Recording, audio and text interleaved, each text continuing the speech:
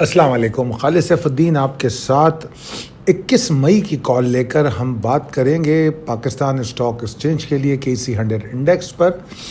सबसे पहले तो टेलीग्राम सर्विस के लिए शुक्रिया। आज हमने एक और हदफ अबूर किया। आप लोग बड़ी तेज़ी से इस ग्रुप को ज्वाइन कर रहे हैं, ज़रूर ज्वाइन कीजिए और मुस्तफ़ीद हो। और आप जब इस ग्रुप में रहेंगे तो आपको पता चलेगा कि आखिर trading on level safely invest कर क्या रहा है, किस तरह अपने क्लाइंट्स को सपोर्ट कर रहा है। मल्टीपल चीज़ें आपको तो सिर्फ एक आध कॉल देखने को मिलती है,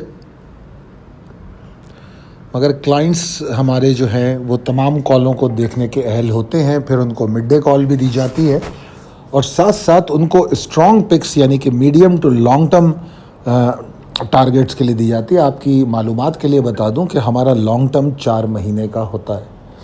अच्छा, चलते हैं जनाब आज के सेशन को। पहले चार्ट देख लीजिए अच्छी तरह। एक तो चार्ट इंट्राडे है, दूसरा एक मैंने डेली चार्ट आपको नीचे पोस्ट करके दिया है। इस चार्ट को देखिए और छोटे चार्ट को, और उसमें आप नोटिस करें कि मार्केट जो है जो अभी रिसेंट हाई बना के आई है, ये कोई मामूली हाई नहीं था, ये काफ़ी अहम लेवल था। और आप देख सकते हैं कि ये ट्रिपल टॉप सिचुएशन इंडिकेट कर रहा है। और मार्केट अगर ओवरऑल देखा जाए मार्केट को medium to long term vision में, तो इसमें कोई दो राय नहीं है कि मार्केट जो है वो एक रेंज में हमें चलती हुई नज़र आ रही है। और आप लोगों के लिए हम वैसे तो डेली कॉल में रोज़ाना की पॉसिबिलिटी डिस्कस करते हैं, मगर थोड़ा सा ये चीज़ें मैं आपको बताना चाह रहा था कि मार्केट की ओवरऑल सिचुएशन क्या है। तो मार्केट जो है अपने इन रेंज को ऑनर करती हुई नज़र आ रही है।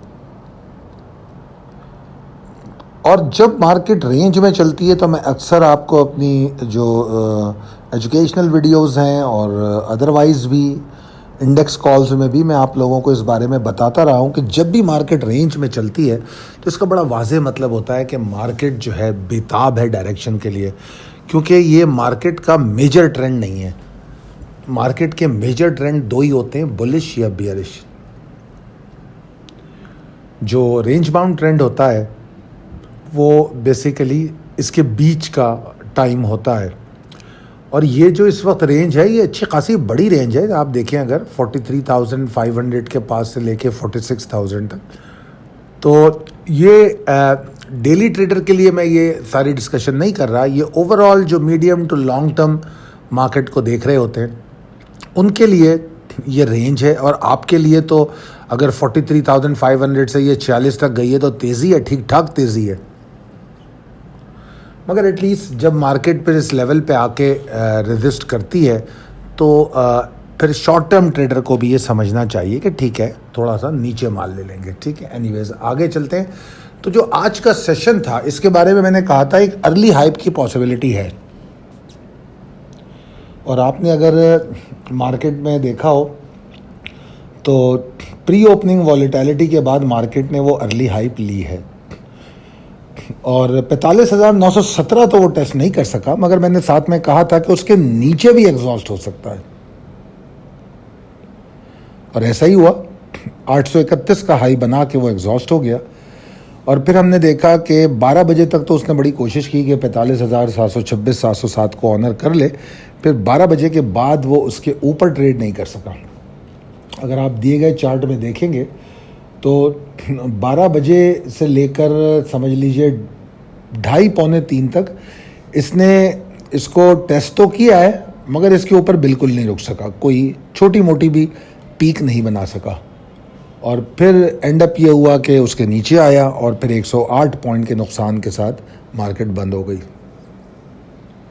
कल मैंने तफसील से बताया था कि मार्केट बतदरीज वॉल्यूम में इजाफा कर रही है। पहले 7%, 10% हुआ, कल मेरे ख्याल में कल भी 25-26% था या 30% था, आज भी 26.41% है, जो कि बड़ा एक्साइटिंग है। इसमें एक्साइटिंग क्यों कह रहा हूँ मैं, इसमें उसकी वजह यह है कि इसमें पैनिक सेल नहीं है। 108 पॉइंट की मंदी में मार्केट का बंद होना कतई तौर पे पैनिक सेलिंग की तरफ निशानदही नहीं करता। और फिर अगर आप नंबर्स देखें फॉरेन इन्वेस्टमेंट के, जो फॉरेन इन्वेस्टर पोर्टफोलियो होता है, तो उसमें लोग जो फॉरेन फंड्स हैं उनकी तो सेलिंग रही है, ठीक है ना, मगर सेलिंग कम हुई है निस्बतन पहले के मुकाबले में। जबकि म्यूचुअल फंड्स जो हैं उन्होंने कल माल बाय किया था और आज थोड़ा बेचते हुए नज़र आए। लोकल फंड ने अपनी इन्फ्लोस जारी रखी। हाँ, ये ज़रूर है कि उनकी कल के मुकाबले में उनकी भी इन्फ्लोस कम थी, ठीक है। ये तो सूरत हाल थी आज की। तो अब possibilities and strategies as per technical chart क्या हो सकती हैं। पहले तो ये समझ लेना चाहिए कि इंडेक्स बड़ा एक्यूरेटली और कंफर्टेबली स्लाइड कर रहा है, जो मैंने आपको ट्रिपल टॉप सिचुएशन दिखाई वहाँ से। तो हम बुल्स की एक्साइटमेंट की तो कोई बात कर नहीं रहे, क्योंकि वो एक्साइटमेंट वाजे हो गया 46,112, 46,087 के ऊपर होगी, वरना नहीं होगी। जो एक्साइटमेंट है, नई रैली का बनना है, ये सब इसके ऊपर होगा। करंट सिचुएशन में क्या करेंगे हम? करंट सिचुएशन में अगर हमें ऑप्टिमिस्टिक रहना है तो हम उम्मीद ये करेंगे कि जो मोमेंटम और पॉइंट्स हमारे लॉस हो रहे हैं, जो अभी रिसेंट हाई से, मार्केट उसको कुछ रिकवर कर ले, ठीक है। अब अगर आज के सेशन को ले लें हम, आज के सेशन में कोई ख़ास गिरावट तो नहीं है। अगर आप देखें पूरा दिन मार्केट कोई ख़ास गिरावट में नहीं है, 46,700 को टेस्ट करती रही और फिर 108 पॉइंट के नुकसान के साथ बंद हो गई है, ठीक है ना। मगर प्रॉब्लम ये है, और जो कल जो मैंने आपको लेवल दिया था जिसके नीचे मैंने कहा था कि एग्रेशन ऑफ बियर्स आ सकती है, वो लेवल भी नहीं तोड़ा है। मगर प्रॉब्लम ये है कि मार्केट की जो क्लोजिंग है वो रिकवरी के साथ नहीं हो रही। कल भी ऐसा ही हुआ, आज भी मार्केट अपने लो के आसपास क्लोज हो गई। ये एक थोड़ी सी थ्रेट है। तो इस वक्त हमें इन हालात में उम्मीद ये रखनी चाहिए कि मार्केट अपने इस कंफर्टेबल स्लाइड को रोके और थोड़ा सा मोमेंटम गेन करने के लिए किसी लेवल के ऊपर आके रुके, जैसा कि 46,727, 707 का जो लेवल है वो एक सर्वाइविंग लेवल हो सकता है। आज की मिड डे कॉल में भी ये बात मैंने कही थी और अभी भी मैं ये कह रहा हूँ कि मार्केट को कम से कम इस लेवल के ऊपर रहना होगा, ठीक है। अब रिस्क मैनेजमेंट हम किस तरह करेंगे? सब में पहले अब हम अपनी मार्केट में बैकफुट स्ट्रेटजी की बात करेंगे। कल मैंने आपसे कहा था 727 के ऊपर लॉन्ग चले जाइए, आपको एक छोटी सी मूव मिल सकती है शॉर्ट टर्म के लिए, मगर वो छोटी सी मूव होगी, प्रॉफिट टेकिंग करनी होगी, और क्योंकि तेज़ी 46,015 के नीचे होगी। ये बात मैंने कल कही थी।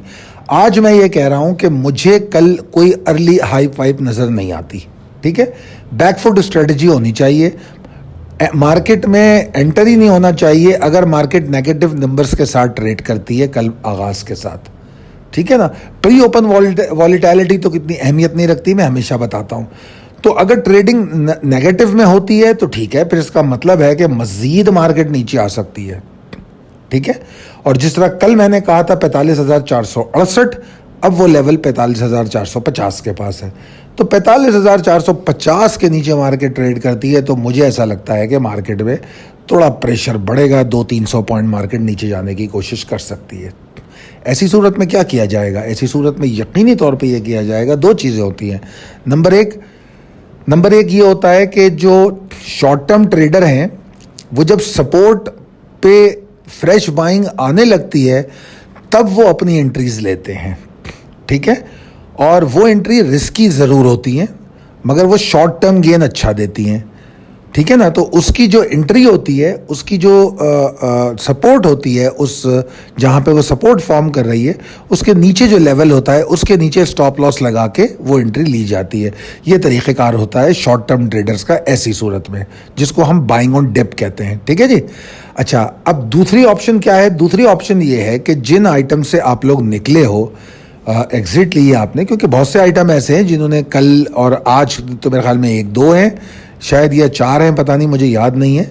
मगर कल जो है काफ़ी सारे आइटम ने अपने टारगेट अचीव किए थे, आज भी 4-6 ने अचीव किए होंगे। तो जिन लोगों ने टारगेट अचीव कर लिए हैं तो यकीनी तौर पे उनमें कुछ स्टॉक ऐसे हैं जो बहुत अच्छे भी हैं, उनको बायबैक किया जा सकता है। तो अब बायबैक के लिए वो हम उनकी एक्यूमुलेशन शुरू कर सकते हैं। वो कैसे होगी? अगर मार्केट 45,450 के नीचे ट्रेड करती है तो we will start targeting our buy on their supports, जो उन स्क्रिप्ट की अपनी सपोर्ट होगी, अच्छी सपोर्ट, स्ट्रॉन्गर सपोर्ट्स, उन पे हम टारगेट करना शुरू करेंगे। और understanding the momentum of the bears, या पावर जो हम देखते हैं मार्केट के गिरने का, उसके हिसाब से अपनी लॉट साइज को स्प्लिट करते हैं।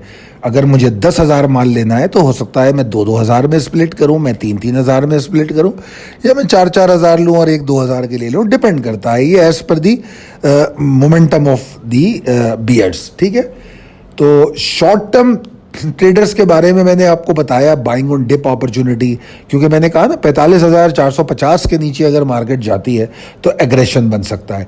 अगर बियर्स का एग्रेशन आया तो 45,161 तक मार्केट को लेके जा सकता है।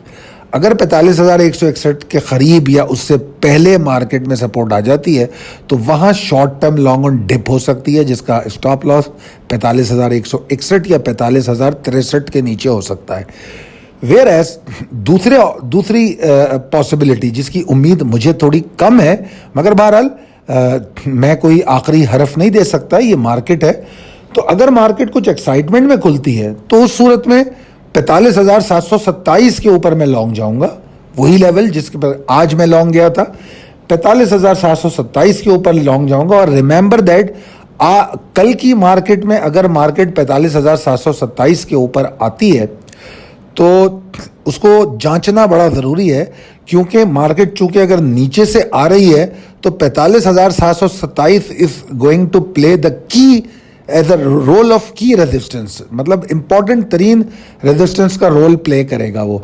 तो बहुत मुमकिन होगा कि 45,700 के लेवल तक वो हाइप बने और फिर वहाँ से मार्केट नीचे आए। तो लिहाजा वहाँ पे जो लॉन्ग जाएगा, ऐसे नहीं कि टेस्ट करते ही लॉन्ग चले गए, you must get the confirmation कि मार्केट 700 के ऊपर फ्रेश वॉल्यूम जनरेट कर रही है, तब लॉन्ग जा सकते हैं, वरना नहीं। बहरहाल बड़ी तफसील से मैंने आपको समझाया है। मैं उम्मीद करूंगा कि आप इसको फॉलो करेंगे और अल्लाह ताला ने चाहा तो आप बहुत कामयाब ट्रेड करेंगे।